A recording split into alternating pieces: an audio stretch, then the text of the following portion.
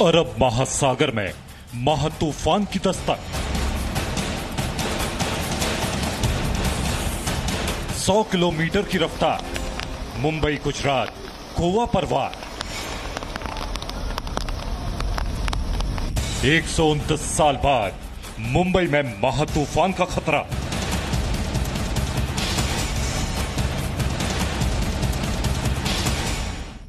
तैयारी जबरदस्त, निसर्ग होगा निरस्त।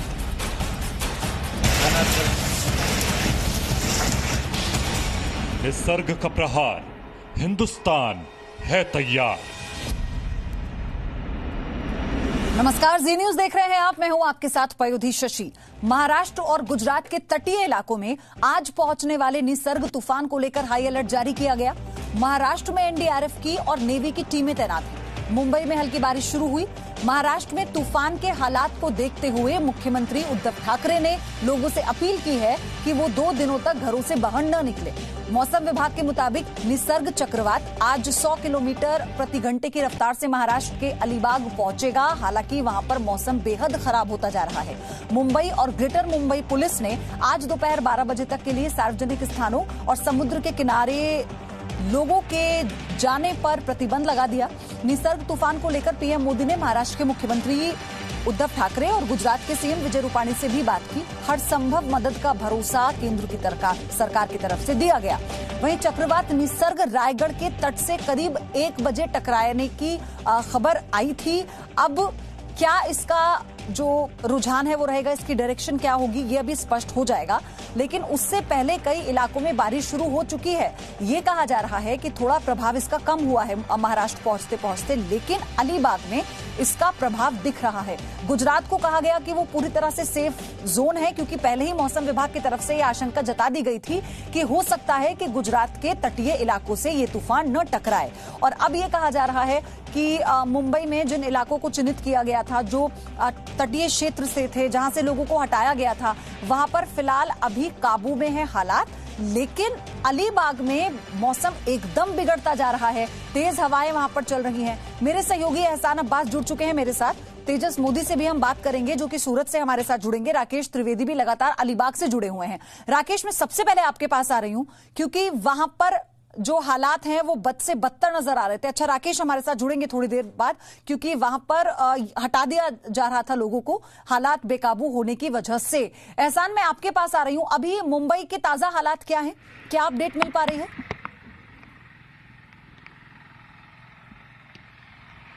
जी बिल्कुल पयोधी, हम आपको एक बार अरब सागर में किस तरह से क्या दृश्य है वो हम दिखाएंगे।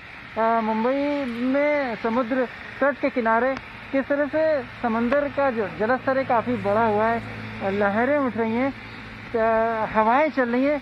लेकिन जो जिस तरह से मौसम विभाग ने कहा था कि मुंबई पर इस चक्रवाती तूफान का ज़्यादा असर होगा, अभी फ़िलहाल थोड़ा सा असर कम होता नज़र आ रहा है। चूँकि दक्षिण दिशा में चक्रवाती तूफान जो बढ़ने की वजह से शायद ऐसा हो रहा होगा।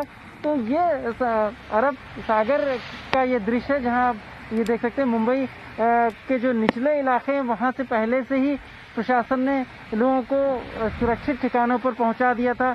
इसके अलावा जो एनडीआरएफ की कुल 20 जो टीमें महाराष्ट्र भर में तैनात कर दी गई हैं।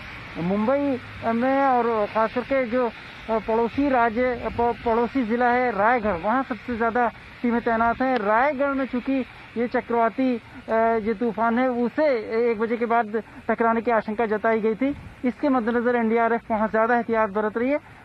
लेकिन साथ ही साथ बीएमसी प्रशासन ने और महाराष्ट्र सरकार ने मुंबई में भी लोगों को बीचेस से दूर रहने और खासकर समुद्र अभी क्या कहा जा रहा है बीएमसी की तरफ से, कुछ एरियाज जिन्हें डेंजर जोन में लाया गया था, चिन्हित किया गया था, क्या उनमें से ज्यादातर अब इलाकों में खतरा टल गया है? नहीं, अभी तक बीएमसी ने इस तरह की कोई एडवाइजरी जारी नहीं की है। जिस तरह से प्रशासन ने पहले ही ताकीद कर रखी है कि अगर ज़रूरत न हो, बेहद ज़रूरी न हो, तो घरों से बाहर अगले 2 दिनों तक ना निकलें, उसी एडवाइजरी पर प्रशासन अभी भी लगातार लोगों को आगाह कर रहा है। अलग अलग जो इलाके हैं समुद्र से सटे हुए मुंबई के इलाके जो हैं वहाँ पर मुंबई पुलिस की गश्त अभी भी लगातार चल रही है और लोगों को हिदायत दी जा रही है कि वो समुद्र के किनारों से दूर ठीक है। एहसान, राकेश जुड़ चुके हैं अलीबाग से मेरे साथ। राकेश, आप बताइए, क्योंकि अलीबाग पर सबसे ज्यादा असर इसका कहा जा रहा था और वहां पर तो मौसम लगातार खराब भी होता नजर आ रहा है, तस्वीरों में भी हम देख पा रहे हैं। जी बिल्कुल, देखिए यहाँ पर अब मौसम जो है वो बिल्कुल अपना इसने मिजाज बदल दिया है और ये अपना कह सकते हैं कि तूफान जो है अपने उग्र रूप में यहाँ पर आ चुका है लगभग। मैं इस वक्त जब आपसे बात कर रहा हूँ तो यहाँ पर तेज हवाएं चल रही हैं और समंदर की अगर मैं आपको तस्वीर दिखाने की कोशिश करूँ तो शायद ही ऐसी तस्वीर जो इससे पहले कभी आपने देखी होगी। देखिए यहाँ पर खड़े रहना मुश्किल है और ये चक्रवात तूफान का ये असर है कि इतनी तेज हवाएं यहाँ पर चल रही हैं। समंदर में लहरें जो है अब वो उल्टी दिशा में जो है जाती हुई दिखाई दे रही हैं। अंदर की तरफ हवा की इतनी ज्यादा स्पीड है, या यूं कह सकते हैं कि एक जो चक्रवात है वो अब समंदर में बनता हुआ यहाँ पर दिखाई दे रहा है। खड़े रहना यहाँ पर बहुत मुश्किल है, इतनी ज्यादा तेज हवा है। इसी से अंदाजा लगा सकते हैं कि आखिर जो है ये तूफान कितना ज्यादा अपना कहर यहाँ पर मचा सकता है। मेरे साथ यहाँ पर ये जिस होटल सी व्यू के यहाँ की कुछ जो यंगस्टर्स हैं उनसे मैं पूछना चाहूंगा, आप लोग अपने एक्सपीरियंस के बारे में क्या कहेंगे?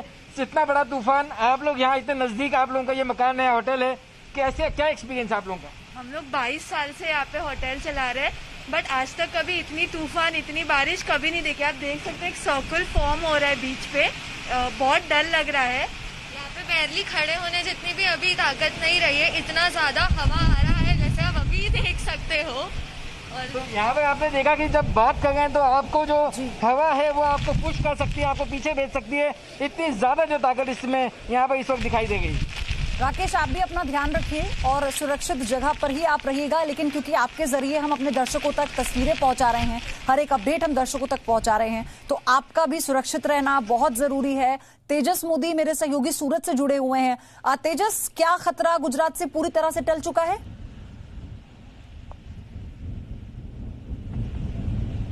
जी बिल्कुल, क्योंकि जिस तरह से अलीबाग की और जो निसर्ग साइक्लोन है वो बढ़ रहा है, उसके चलते सूरत और दक्षिण गुजरात के अंदर खतरा टला हुआ है। मेरे पीछे में आपको सबसे पहला तो ये अरबी समुद्र का जो नजारा है वो दिखाना चाहूंगा, दृश्य दिखाना चाहूंगा। ये समुद्री का इलाका है, सुवाली का बीच है, यहाँ पर अभी हाई टाइड आई हुई है और हाई टाइड के अंदर थोड़ी सी बूंदाबांदी भी हो रही है और पवन भी तेज गति से चल रहा है। लेकिन जो आशंका जताई गई थी शुरुआत के दौर में कि ये निसर्ग जो साइक्लोन है वो सूरत को सीधे अफेक्ट करेगा, लेकिन ऐसा नहीं हुआ।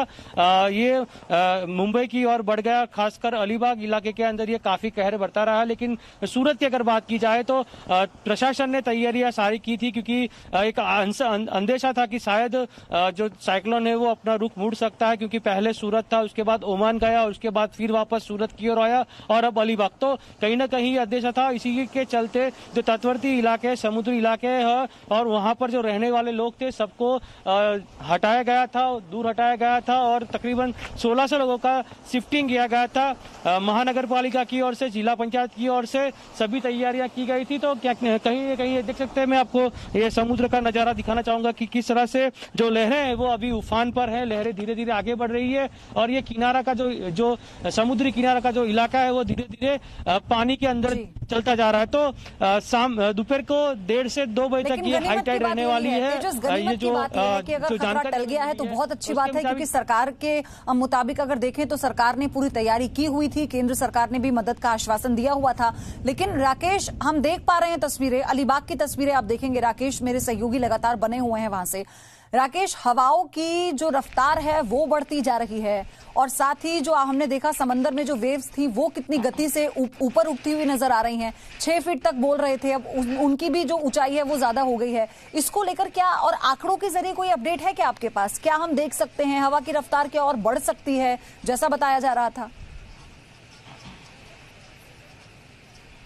देखिए, मैं आपको ये बताना चाहूंगा कि यहाँ हवा की रफ्तार को लेकर के मौसम विभाग का यह अनुमान था कि 100 से 110 किलोमीटर प्रति घंटे की रफ्तार से हवा चल सकती है, जो कि 120 की रफ्तार तक जा सकती है। लेकिन आम आदमी के लिए अगर मैं कहूँ तो 110-120 की जो रफ्तार है उसको महसूस कर पाना या उसको एक्सप्रेस कर पाना जो है बहुत मुश्किल होता है। ये आंकड़े मुझे लगता है कि कहने में बहुत छोटे हैं, लेकिन जब यहाँ पर आप उसको महसूस कर रहे हैं तो ये आम आदमी के लिए ये जो स्पीड है ये किसी 200-300 किलोमीटर प्रति घंटे की रफ्तार जैसी होती है वैसी महसूस होती है जब पानी की तेज बूंदों के साथ आपके चेहरे पर ये लगती हैं।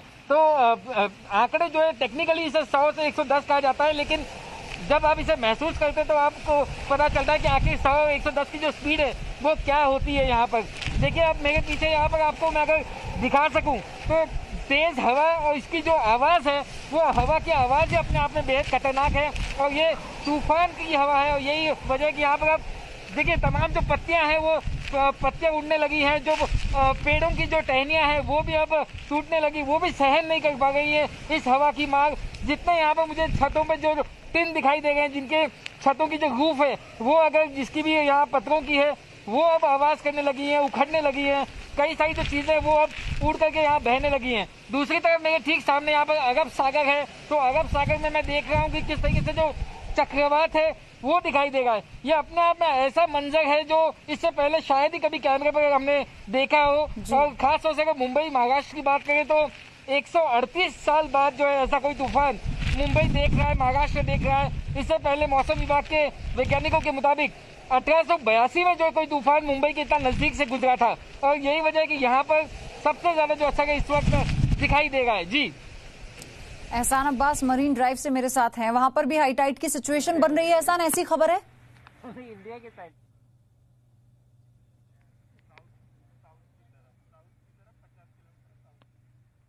एहसान, आवाज मिल पा रही है आपको?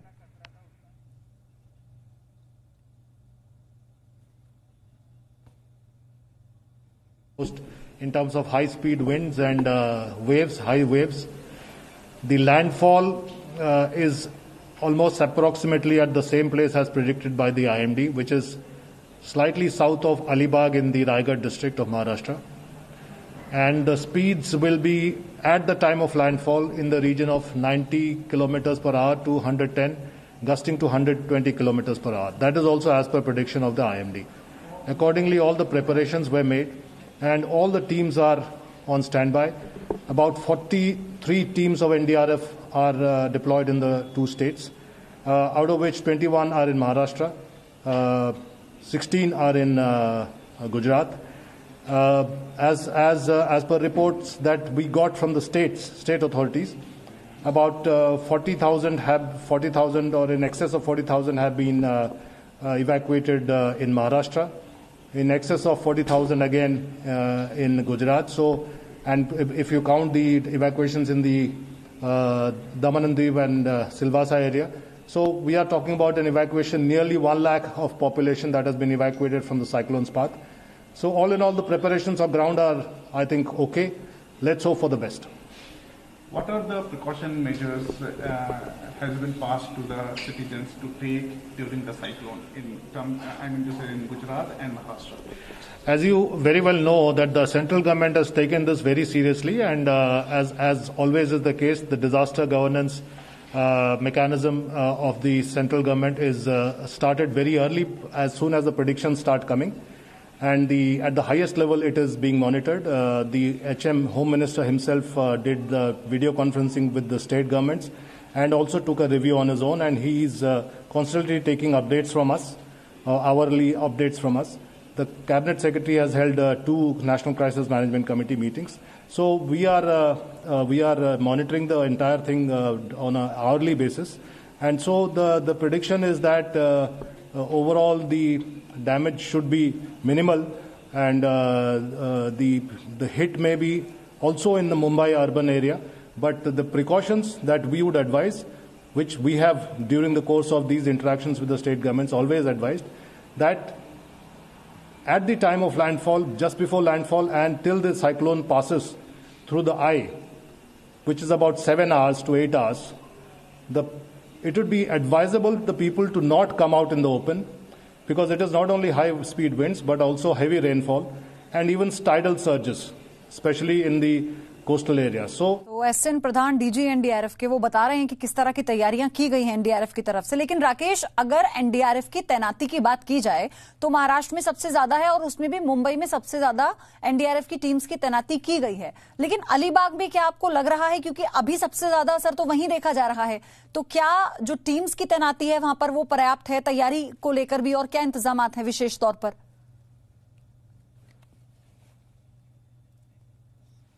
राकेश से एक बार फिर से हम संपर्क साधने की कोशिश करेंगे, क्योंकि किस परिस्थिति में वो हम तक हर एक जानकारी पहुंचा रहे हैं। ये आप लगातार जी न्यूज पर देख रहे हैं, क्योंकि वहां पर तेज हवाओं के साथ बारिश बहुत ज्यादा है और धीरे धीरे मौसम का जो मिजाज है वो बदलता जा रहा है, यानी मौसम खराब होता जा रहा है और ये तूफान आने से पहले अपना असर दिखा रहा है। एक ब्रेक ले रहे हैं छोटा सा। ये बड़ी कवरेज जी न्यूज पर लगातार जारी है, फौरन लौटेंगे। No signal, no worry. Presenting Z News app with live TV, latest updates and expert opinion. Available on Google Play and App Store. Download it now.